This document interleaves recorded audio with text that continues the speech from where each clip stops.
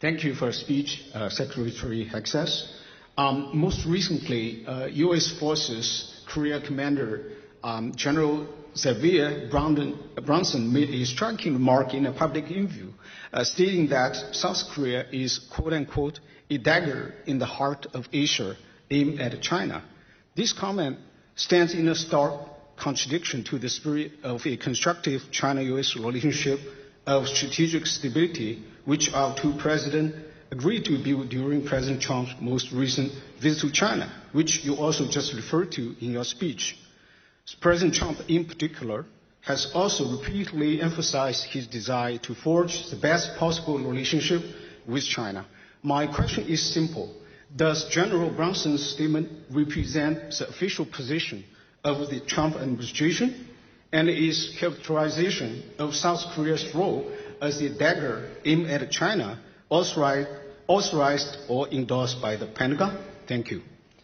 Thank you very much. The General is in the room, so he has an opportunity to perhaps follow up with you in the coffee break. Okay, yeah, there we go. General. Thank you. Mr. Secretary, thank you so much for that.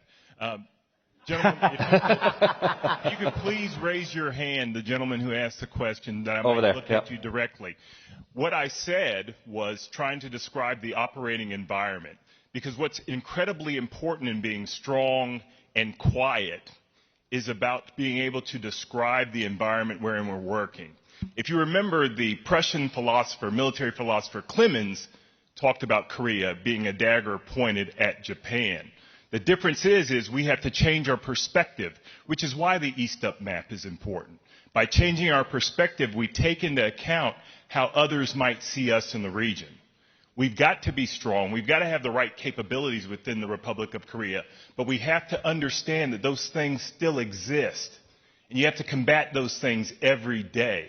What I was trying to do in a place of learning was talk to War College students about how we have to change our perspective and think about where we are. Then I can advise not only my service secretary, but then my secretary, my boss in the Department of War, on what things we might do.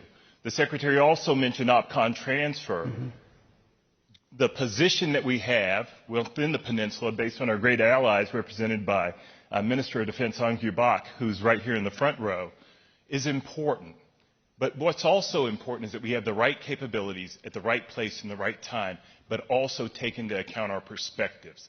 I'm encouraged by the fact that my president and my secretary went to China. That is tremendous. And that we might have increased relationships where we might talk.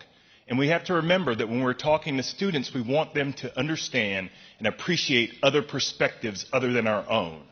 So many times over the course of my career and the Secretary's career, we've thought blue and red. Mm-hmm. Well, now there's a green there where we might have in this green space the opportunity to talk and to have military thought. The only way there will be philosophers in the future wearing uniforms like myself will be that we enter into the field of ideas. And we challenge ideas. And I'm okay with the challenge of the ideas, but we have to remember that context will always be king. And we have to take remarks contextually. And I would encourage that you listen to the entire podcast, as well as the speech that I gave to the War College students, which was pretty good.